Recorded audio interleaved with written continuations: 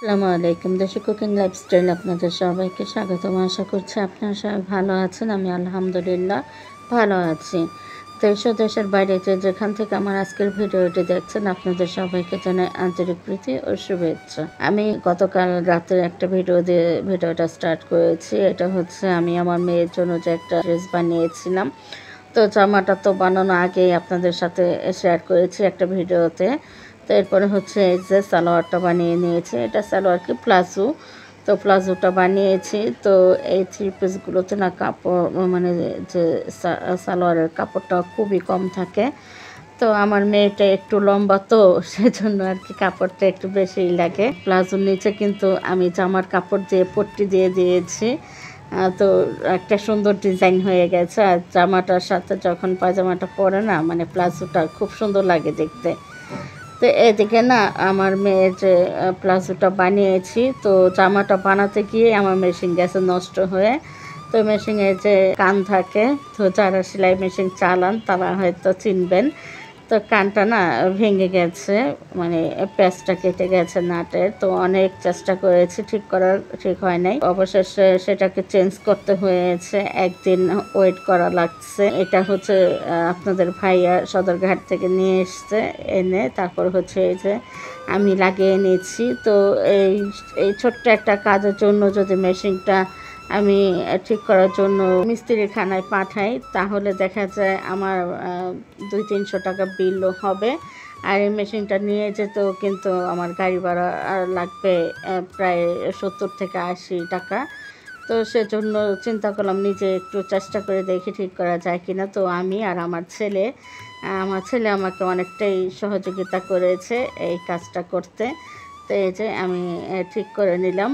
তো বেশি সময় লাগে নাই, 10 থেকে 15 মিনিটের মধ্যে আমার কাজ হয়ে গেছে। তো এদিকে আমার টাকাটাও বেঁচে গেল, আর কাজটাও সুন্দর নিজের মতো করে নিতে পারলাম। তো আমরা নারীরা সবই পারি, তাই না? আমরা নারী, আমরা সবই পারি। আমরা আসলে কোনো কাজে পিছিয়ে নেই। চেষ্টা করলে সবই করা যায়। তো এই যে আমি কি সুন্দরভাবে আমার নিজের কাজটা নিজে করে নিলাম, কারো হেল্প ছাড়া। শুধু আমার ছেলে আর আমরা দুই মা আর ছেলে মিলে সুন্দরভাবে কাজটা করে নিয়েছি। তো মেশিনটা ঠিক করার পরে তারপরে হচ্ছে আমি আমার মেয়ের জন্য প্লাজোটা বানিয়েছিলাম। তো মেশিনটা ঠিক করার পরে আমি আবার একটু চালিয়ে চেক করে নিয়েছি যে ঠিক হয়েছে কি না। তো দেখলাম খুব সুন্দর ঠিক হয়েছে, একদম ইজিলি কাজ করা যাচ্ছে। যে আমি সেলাই করে একটু চেক করে নিয়েছিলাম। মেশিনটা ঠিক করে তারপরে হচ্ছে তেল দিয়ে দিয়েছি। তেল দিয়ে তারপর কিছুক্ষণ পরে আর কি চেক করে নিচ্ছিলাম যে কাজ করা যাচ্ছে কি না। তো দেখলাম একদম সুন্দর সিলি উঠতেছে, একদম স্মুথভাবে কাজ করা যাচ্ছে। কাজ জানা থাকলে কোনো কাজই কিন্তু ছোট না, সব ধরনের কাজই করা যায়। তো এই যে কাজটা করে নিয়েছে। আর এই ভিডিওটা হচ্ছে আজকের আমি হচ্ছে রান্নাবান্নার প্রিপারেশন নিয়ে নিয়েছিলাম। তো আজকে রান্না করব হচ্ছে উস্তা ভাজি করব, আর হচ্ছে শাপলা নিয়েছি। তো শাপলা দিয়ে চিংড়ি মাছ দিয়ে রান্না করব। আমার খুবই প্রিয় একটি খাবার। শাপলা দিয়ে চিংড়ি মাছ দিয়ে খেতে আমার ভীষণ ভালো লাগে। বলতে গেলে আমার একটা প্রিয় সবজির মধ্যেই পড়ে শাপলা। তো শাপলা রান্না করব। এখন হচ্ছে উস্তাগুলো কেটে নিচ্ছি ভাজি করার জন্য। তো বন্ধুরা, যারা ভিডিওটি দেখা স্টার্ট করেছেন, এখনও যারা একটি লাইক দেন নাই, তারা প্লিজ একটি লাইক দিয়ে ভিডিওটা কন্টিনিউ করুন। আমি উস্তা কেটে একটু লবণ মাখিয়ে রেখে দেবো। আর উস্তা কেটে লবণ মাখিয়ে রাখলে না, তারপরে হচ্ছে উস্তাটা ভাজি করলে খেতে গেলে আর তিতা লাগে না, খুব ভালো লাগে। আর আমার বাচ্চারা হচ্ছে উস্তা ভাজিটা খেতে খুব পছন্দ করে। তিতা হলে কিন্তু বাচ্চারা খেতে চায় না, তো একটু তিতা না হলেই বাচ্চারা খায়। তো আমি উস্তা কাটতে কাটতে একটা আপুর কমেন্ট পড়ে নিয়েছি। আপুর চ্যানেলের নাম হচ্ছে ন্যাচারাল লাইফ উইথ দুলালী সাজিয়া। তো এই আপুটা কমেন্ট করেছে, আপু লিখেছে, তোমার ভিডিওটা দেখতে দেখতে কখন যে সময় শেষ হয় টেরও পাই না, খুব ভালো লাগে দেখতে। তো এই আপুটা হচ্ছে সবসময় খুব সুন্দরভাবে কমেন্ট করে। আর মানে ছোট্ট একটা কমেন্ট করে, কিন্তু কমেন্টের মধ্যে এত সুন্দরভাবে মানে উপস্থাপন করে ওনার কথাগুলো। খুব ভালো লাগে ওনার কমেন্টটা। তো উনি আমার ভিডিওগুলো এতটাই পছন্দ করে যে কখন সময় শেষ হয়ে যায় উনি টেরই পায় না। তো এই কমেন্টটা পরে আমার খুবই ভালো লেগেছে। তো আপনারা যারা আমার সাথে অ্যাড আছেন চাইলে এই আপুর চ্যানেলটা ভিজিট করতে পারেন, ভালো লাগলে সাবস্ক্রাইব করে ওনার পাশে থেকে যেতে পারেন। তো আমার তো উস্তা কাটা শেষ। তো এখন হচ্ছে আমি শাপলাগুলো কেটে নিয়েছি। তো শাপলাগুলো প্রথমে আমি একটু ছোট করে কেটে তারপরে হচ্ছে ছিলে নিয়েছি। আমি কিন্তু শাপলাটা একবারে ছিলে কেটে নেব না, একটু ছিলে তারপরে হচ্ছে আবার হাত দিয়ে কাটবো, বটি দিয়ে কাটবো না। এখন এভাবে সবগুলো শাপলা ছিলে নিচ্ছি, এরপরে হচ্ছে হাত দিয়ে আবার ছোট ছোট করে কেটে নিব। যে সাইজ অনুযায়ী রান্না করব সেই সাইজ অনুযায়ী আর কি কেটে নেব। এই যে সবগুলো শাপলা ছিলে নিয়েছি, এখন হচ্ছে হাতের সাহায্যে আর কি কেটে নিচ্ছি। তো অনেকে আছে বটি দিয়ে কাটেন, তো বটি দিয়ে কাটলে এই যে আঁশ আছে একদম চিকন চিকন যে আঁশগুলো, এই আঁশগুলো কিন্তু শাপলার সাথে থেকে যায়। তো সেজন্য আমি বটি দিয়ে কখনোই শাপলা কাটি না। আমি সবসময় শাপলা রান্নার ক্ষেত্রে এভাবেই হাত দিয়ে কেটে নিই। তো কাটার পরে দেখবেন হাতে আমার কতটা আর কি এই যে আঁশ উঠেছে। তো এভাবে শাপলাগুলো কেটে নিলে না খুব ভালো হয়, তাহলে আর এই আঁশগুলো থাকে না। এই যে দেখুন কতটা আঁশ উঠেছে।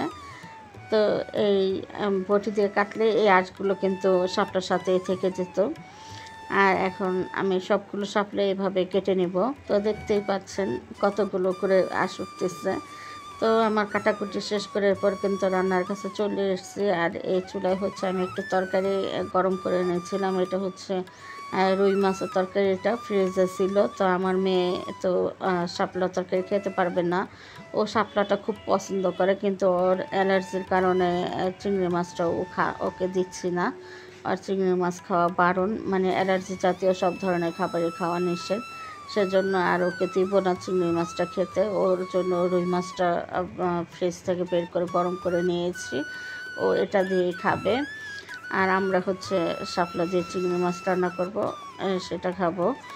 তো আমার মেয়েটার জন্য সবাই একটু দোয়া করবেন। আমার মেয়েটা হচ্ছে অ্যালার্জির জন্য অনেক দিন যাবৎ কষ্ট করতেছে, এমনিতেই তো ঠিকমতো খেতে চায় না, তারপরে হচ্ছে এই অ্যালার্জির কারণে ওর মানে যে সমস্ত খাবারগুলো একটু পছন্দের তালিকায় আছে সেই খাবারগুলো খেতে পাচ্ছে না।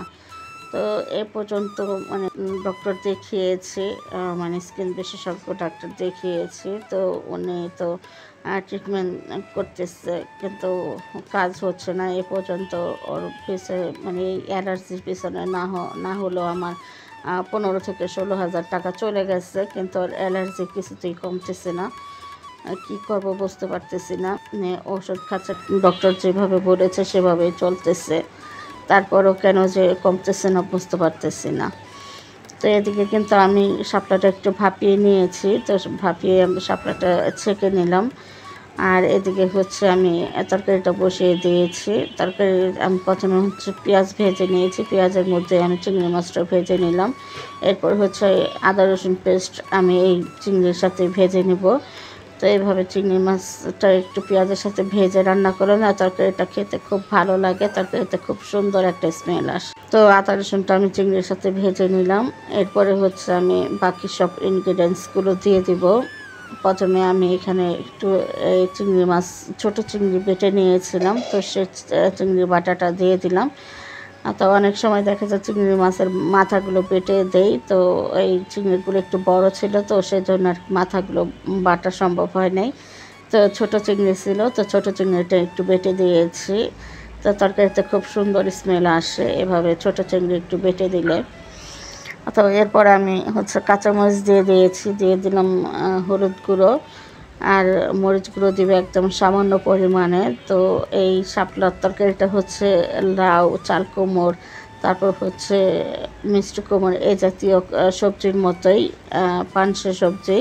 তো পানসে সবজিতে ঝালের পরিমাণটা খুবই কম লাগে, আর মশলাও খুব কম পরিমাণে দিতে হয়।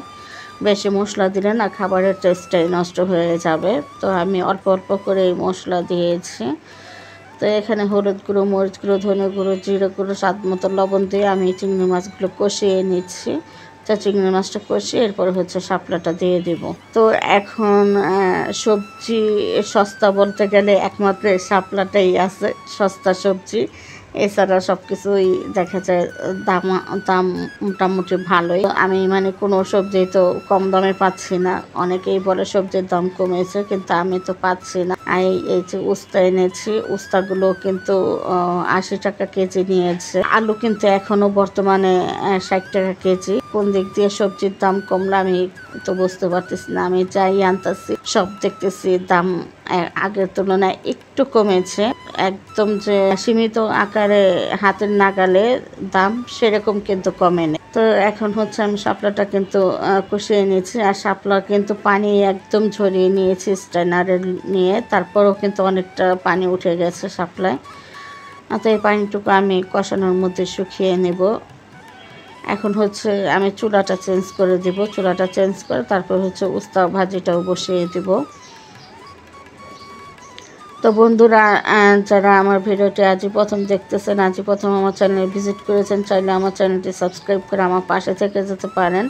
আমার চ্যানেলটি সাবস্ক্রাইব করে পাশে থাকা অল নোটিফিকেশনটা সিলেক্ট করে রাখবেন, তাহলে যখনই আমি নতুন ভিডিও আপলোড করব সঙ্গে সঙ্গে নোটিফিকেশন আপনাদের কাছে চলে যাবে। তখন আপনারা আপনাদের সময় সুযোগ মতো ভিডিওগুলো দেখে নিতে পারবেন। আর যারা চ্যানেলটি সাবস্ক্রাইব করে দিয়েছেন তাদের সবাইকে জানাই অসংখ্য ধন্যবাদ। আর যারা আমার চ্যানেলটি সাবস্ক্রাইব করেছেন, যাদেরকে এখনও আমি ব্যাগ দিইনি, তারা প্লিজ আমার কমেন্টি পোস্টে এসে আমাকে ছোট্ট একটা কমেন্ট করে যাবেন, আমি গিয়ে ব্যাগ দিয়ে আসবো। আমার ভিডিও নিশ্চয়ই কেউ এসে লিখবেন না বন্ধু হয়ে পাশে আছি, পাশে থাকবেন, এই ধরনের কথা কেউ লিখবেন না। আমি যতবারই নিষেধ করি এই ধরনের কথাগুলো লেখার জন্য, তো আপনারা কেউ শোনেনি না। এভাবে আপনারা আমার ভিডিও নিচে এসে কমেন্ট করেন, পাশে আছি, পাশে থাকবেন। তো যারা আমার ভিডিও নিচে এসে এই ধরনের কমেন্ট করবেন, বন্ধু হয়ে পাশে আছি, পাশে থাকবেন, তাদেরকে কিন্তু আমি ব্যাগ দিব না। আমি এর আগের ভিডিওতেও বলেছি, আজও বলে দিলাম, যারা এই ধরনের কমেন্ট করবেন আমি তাদেরকে ব্যাগ দিব না। এতে যদি আপনারা আমার চ্যানেলটা আনসাবস্ক্রাইব করে দেন, আমার কোনো সমস্যা নেই, করতে পারেন। এটা একান্তই আপনাদের পার্সোনাল ব্যাপার। তো এদিকে কিন্তু আমি কথা বলতে বলতে উস্তা ভাজিটা বসিয়ে দিয়েছি, আর আমার শাপলাটাও কষানো হয়ে গেছে। আমি এখানে ঝোলের পানি দিয়ে দিয়েছি। তো যদিও ঝোল বেশি রাখবো না, একদম মাখা মাখা একটু ঝোল রাখবো। তো আমি ঝোলের পানিটা দিয়ে চুলাটা হাই ফ্লেমে রেখে আবার এই পানিটুকু শুকিয়ে নেব। তো বন্ধুরা, আমার কথায় যদি কেউ কোনো কষ্ট পেয়ে থাকেন তাহলে প্লিজ আমাকে ক্ষমা সুন্দর দৃষ্টিতে দেখবেন।